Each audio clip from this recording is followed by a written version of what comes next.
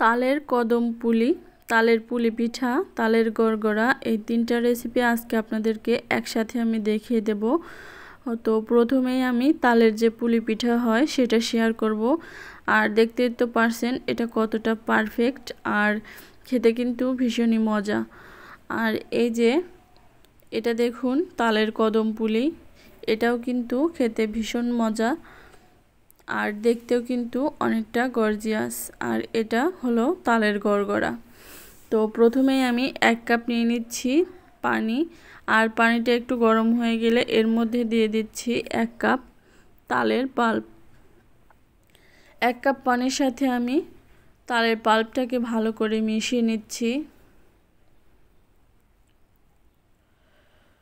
মেশানোটা হয়ে গেলে আমি এখানে আরও একটু পানি অ্যাড করব। এখানে আমি আরও 1 কাপ পানি দিয়ে দিয়েছি।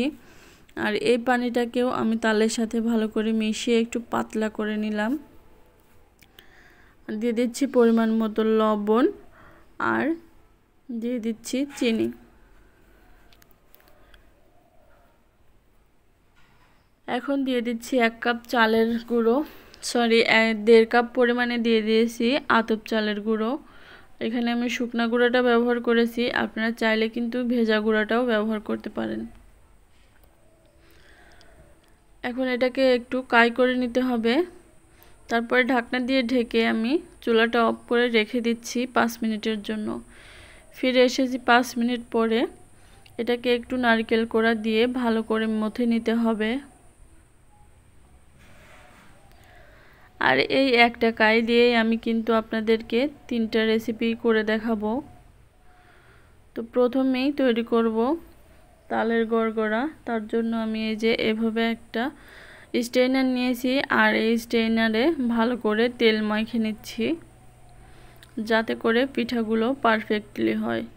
এই যে একটু তালের কাই নিয়ে এভাবে হাতের সাহায্যে একটু লম্বা করে নিতে হবে।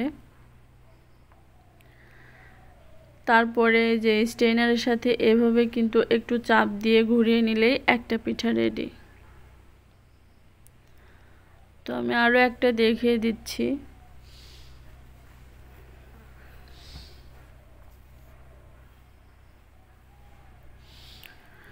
একদমই সহজ, এইভাবে করে আমি সবগুলো পিঠা তৈরি করে নিয়েছি।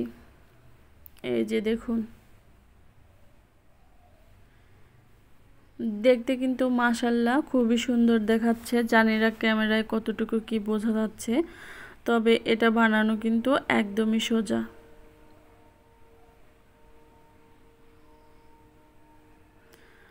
তো এভাবে করে আমি সবগুলো পিঠা তৈরি করে নিয়েছি, দেখতেই পারছেন। আমি যতগুলো তৈরি করব ততগুলো বানিয়ে নিয়েছি। এখন এটাকে ভাপ দিতে চলে যাব। তার জন্য আগে থেকে পানি গরম বসিয়ে দিয়েছি, আর তার উপরে একটা স্ট্রেনার দিয়ে দিয়েছি। এখন এই তালের গড়গড়াগুলোকে এর মধ্যে ঢেলে দিচ্ছি। ঢাকনা দিয়ে ঢেকে রেখে দিব 5 থেকে 6 মিনিটের জন্য। ফিরে আসছি 5 মিনিট পরে।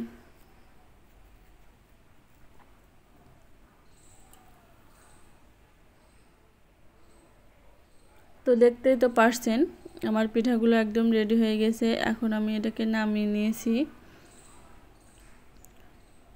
তো চলুন চলে যাই আরেকটি রেসিপিতে। এখানে আমি তালের কদম পুলি তৈরি করে দেখাবো।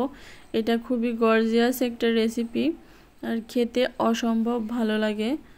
তো চলুন চলে যাই মূল রেসিপিতে। এখানে আমি 1 কাপ পরিমাণে গুড় নিয়ে নিয়েছি, আর নিচ্ছি 1 কাপ নারকেল কোড়া।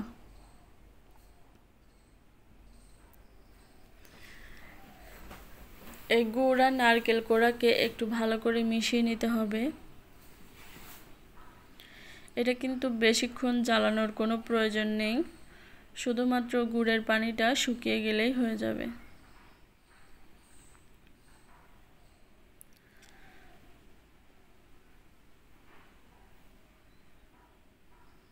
এ পর্যায়ে আমি চুলাটা অফ করে দিব, কারণ এটা যখন একটু ঠান্ডা হয়ে যাবে তখন অনেকটা শক্ত হয়ে যাবে। তো এটা ঠান্ডা হতে থাক। আগে থেকে যে কাইটা বানিয়ে রেখেছিলাম সেটা থেকে আমি একটু কাই নিয়ে এভাবে হাতের সাহায্যে গোল করে ঘুরিয়ে এই যে দেখতেই পারছেন এভাবে করে নিচ্ছি।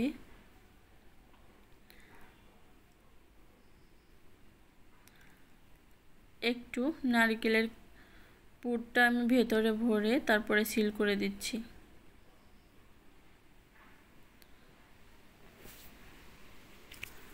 তো এভাবে করে কিন্তু আপনারা সবগুলো কদম তৈরি করে নেবেন।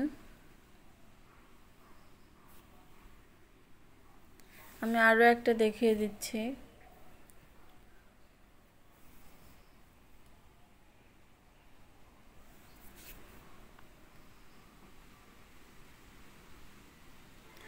একটা তালের কাই দিয়ে কিভাবে 3টা পিঠা আপনারা বানাবেন একদিনে, খুব সহজেই এই পিঠাগুলো বানিয়ে নিতে পারবেন, সেটাই শেয়ার করেছি। আশা করছি আপনাদের ভালো লাগবে। তো সবগুলো কদম ফুলি আমি বানিয়ে রেখেছি। আর আগে থেকে আমি পোলাওয়ের চাল ভিজিয়ে রেখেছিলাম, আর সেটা ভালো করে ধুয়ে পরিষ্কার করে পানি ঝরাতে দিয়ে রেখেছিলাম। আধা ঘন্টা পর্যন্ত এটাকে ভিজিয়ে রেখেছিলাম। এখন এই তালের যে বলটা আমি বানিয়ে রেখেছিলাম সেই বলের সাথে চালগুলো এভাবে লাগিয়ে দিতে হবে। তো এভাবে করেই সব কটা বল আমি রেডি করে নিচ্ছি।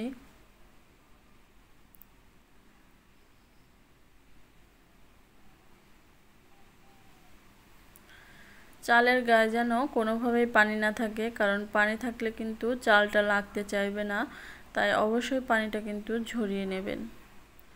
তো এভাবে করেই সবকটা আমি বানিয়ে নিয়েছি। আর দেখুন কতটা সুন্দর দেখা যাচ্ছে এটাকে এখন আমি ভাপ দিতে চলে যাব। আগে থেকে রাইস কুকারে পানি গরম বসিয়ে দিয়েছি, আর পানিটা গরম হয়ে গেলে এর উপর একটা স্টেইনার বসিয়ে দিচ্ছি। এখন এই স্টেইনারের উপর কদম পুলিগুলো এভাবে বসিয়ে দিচ্ছি।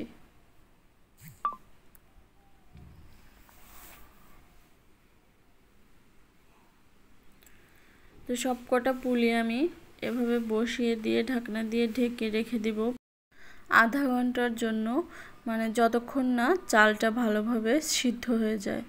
তো ঢাকনার গায়ে কোনো ছিদ্র থাকলে সেটাও আপনারা বন্ধ করে দিবেন। ফিরে আসতে আধা ঘন্টা পর।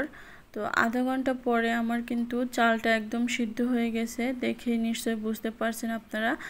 আর এটাকে এখন আমি তুলে নিচ্ছি।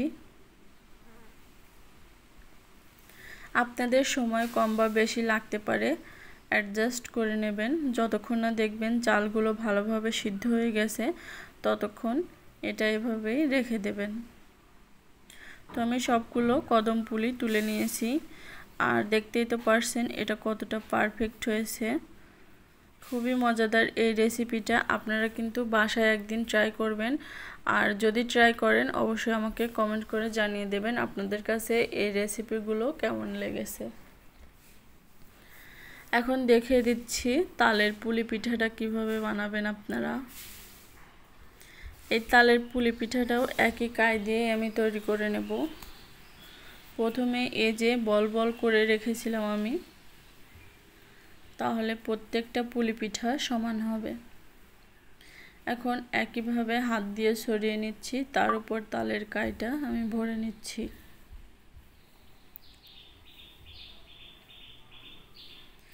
এখন এভাবে হাত দিয়ে সিল করে দিতে হবে। আর চাইলে আপনারা খুব ভালো করে ডিজাইন করে নিতে পারেন, আবার চাইলে এরকমও রেখে দিতে পারেন। আমি একটু ডিজাইন করে দেখিয়ে দিচ্ছি আপনাদেরকে। তো এভাবে করে আমি সবকটা বানিয়ে নেব। আমি আরও একটা দেখিয়ে দিচ্ছি।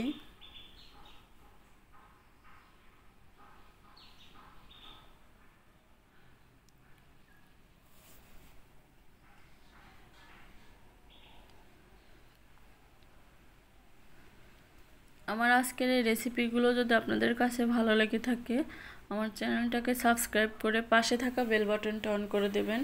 তাহলে পরবর্তীতে যখনই এরকম কোনো ভিডিও আপলোড করব নোটিফিকেশন আপনাদের কাছে পৌঁছে যাবে। তো এভাবে করে সবগুলো পিঠা আমি তৈরি করে নিয়েছি।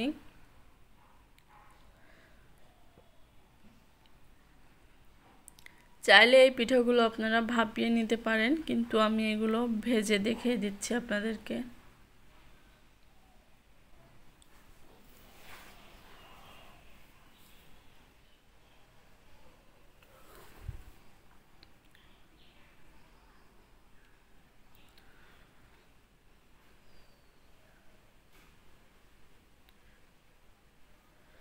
ভাপ দিয়ে খেলেও কিন্তু এটা খুব ভালো লাগে, আর ভেজে খেলেও খুব ভালো লাগে।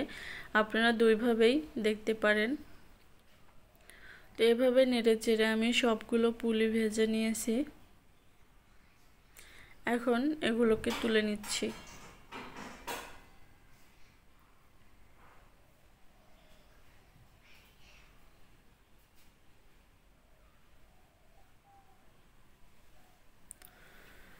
তো সবগুলো পুলি পিঠা আমার ভাজা শেষ। আমি একটা আপনাদেরকে ভেঙে দেখিয়ে দিচ্ছি এটা কতটা লোভনীয় হয়েছে।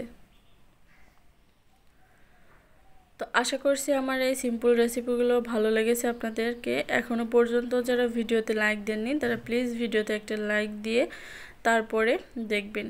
তো আজকের মতো এখানে বিদায় নিচ্ছি। সবাই ভালো থাকবেন।